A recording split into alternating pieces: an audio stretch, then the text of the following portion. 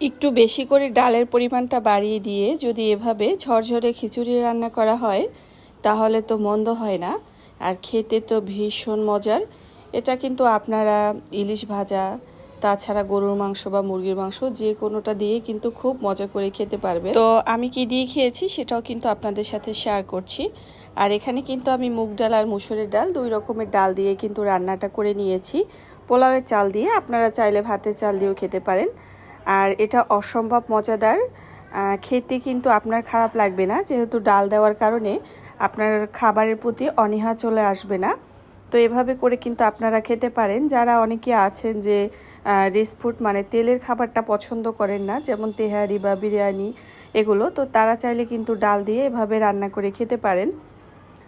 তো এই তো এখানে কিন্তু আমি রান্নাটা করেও নিয়েছি।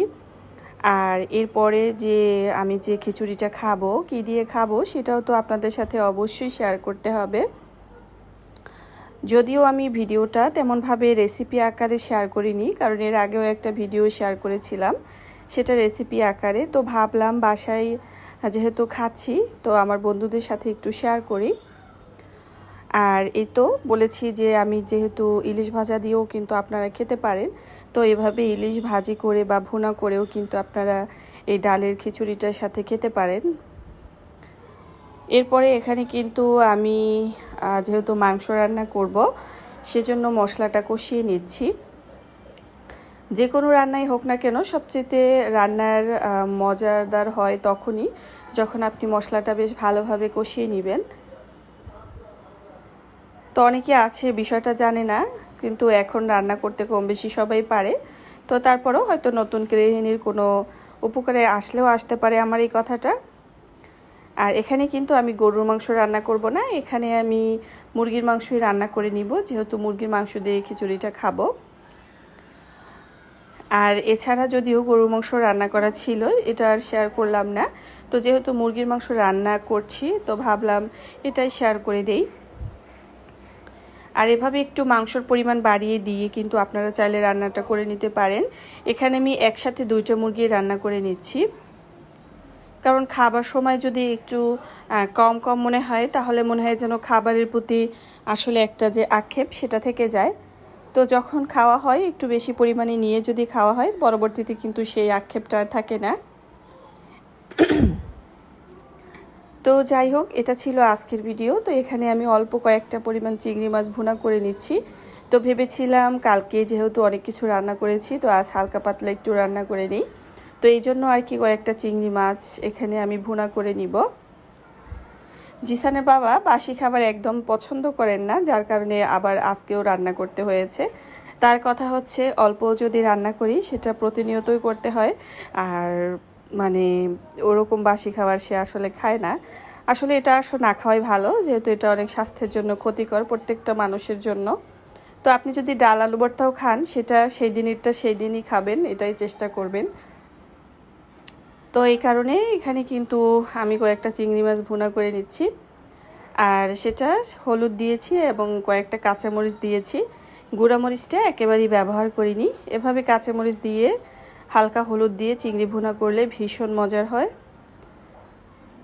তো এরপরে চলে আসলাম অন্য একটা রান্নায়।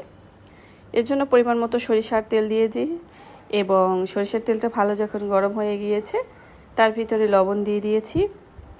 লবণ দিলে একে তো হাতে আটকায় না, পরবর্তীতে দেখা যায় যেই রান্নাটা করা হয় সেই রান্নাটাও কিন্তু কড়াইতে আটকে থাকে না।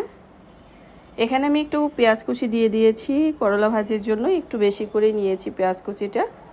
করলা ভাজিতে পেঁয়াজ কুচির পরিমাণটা একটু বাড়িয়ে দিলে খেতে কি মন্দ হয় না। আজকে করলা ভাজিটা একটু অন্যরকম করব, সাদা সাদা করে, কারণ সেখানে আমি কোনো রকম হলুদ ব্যবহারই করব না। এভাবে যদি আপনারা চিংড়ি মাছ দিয়ে করলা ভাজি করে খান খেতে কিন্তু ভীষণ ভীষণ মজার হয়, অবশ্যই একবার হলেও খেয়ে দেখবেন। চিংড়ি মাছটা যেহেতু দিয়েছি আপনারা চাইলে হালকা হলুদ ব্যবহার করতে পারেন, তবে না দিলেও কোনো সমস্যা নেই। এই তো সেই সাথে কয়েকটা কাঁচামরিচও দিয়ে দিয়েছি, এবং এগুলো দিয়ে বেশ কিছু সময়ের জন্য একটু কষিয়ে নিব। অনেকে আছেন যারা করলা খেতে ভীষণ পছন্দ করেন, তারা এভাবে চিংড়ি মাছ দিয়ে করলা ভাজি করে খেতে পারেন। আর সেই করলার সাথে যদি 2-1টা আলু দেওয়া হয় তাহলে তো কোনো কথাই নেই, দুপুরে গরম ভাতে একদম জমে যায়। আমি যখন করলা ভাজি করতেছিলাম আমার কাজের আপা বলতেছে যে আসলে এমন করলা ভাজি হলে আমার আর অন্য কিছু দরকার হয় না। তো অনেকে আছে যারা করলা ভাজি ভীষণ পছন্দ করে, আমিও পছন্দ করি, তবে সব সময়ের জন্য না, মাঝে মধ্যে। এই তো যেহেতু পেঁয়াজটা হয়ে গিয়েছে, এরপর করলার আলু যে কেটে রেখেছি খুবই পাতলা পাতলা করে সেটাও দিয়ে দিচ্ছি। এই রান্নাটা যেহেতু আমি করব করলার ভাজিটা, এখানে কিন্তু আমি কোনো রকম পানি ব্যবহার করছি না, যেহেতু সব লবণ আগেই দেওয়া হয়ে গিয়েছে। পরবর্তীতে এভাবে নাড়াচাড়া দিয়ে এরপরে কিন্তু আমি ঢাকনা দিয়ে ঢেকে রাখবো। তো এতে দেখা যাবে কি করলাতে যদি পানি থাকে সেটাও কিন্তু বের হয়ে আসবে। আর এভাবে করলা ভাজি খেতে ভীষণ মজার হয়। আমি জানি আমার এই কথাগুলো অনর্থক, কারণ করলা ভাজি তো সবাই করতে পারি, তারপরে যেহেতু ভিডিও শেয়ার করি সে কারণে একটু ভয়েস তো দিতেই হয়, যার কারণে কথাগুলো বলা। মাঝে মধ্যে তো একেবারেই ইচ্ছা করে না ভয়েস দিতে, তারপরেও দিতে হয়। তো এই আর কি, যেহেতু একটু ছোট ছোট ভিডিও শেয়ার করছি, তো ভাবলাম যে আজকের ভিডিওটা একটু না হয় রাখি, যদিও তো কিন্তু অতিরিক্ত বড় না, হয়তো আপনারা দেখলেই বুঝতে পারবেন। তো এই কারণে একটু লং প্রসেসে আর কি শেয়ারটা করা। তো বই তো ঢাকনা দিয়ে ঢেকে রেখেছি, এরপরে কিন্তু আমি করলাটা আবারও উল্টে পাল্টে দিচ্ছি। আর এই সময় কিন্তু আমি চুলার আঁচ একভাবেই এবং হালকা আঁচই রেখেছি, বারবার বাড়াইনি বা কমাইনি। এভাবে করে হালকা আছে করলা ভাজি করে খেয়ে দেখবেন, সত্যি ভীষণ মজার। সবসময় কিন্তু মাছ মাংস খেতে ভালো লাগে না, তো সবসময় ভালো না লাগলে এভাবে যদি আপনারা চেষ্টা করেন, যদি কখনো সবজি খাওয়া হয় হালকা পাতলা ভর্তা টাইপের কোনো কিছু, তো তখন কিন্তু অনেক বেশি ভালো লাগে। তখন মনে হয় যে আমাদের যে বাংলার যে গ্রামীণ যে খাবারগুলো আসলে এগুলোতেই মজা। তো এই তো তো আশা করি তো আপনারা সবাই ভালো আছেন।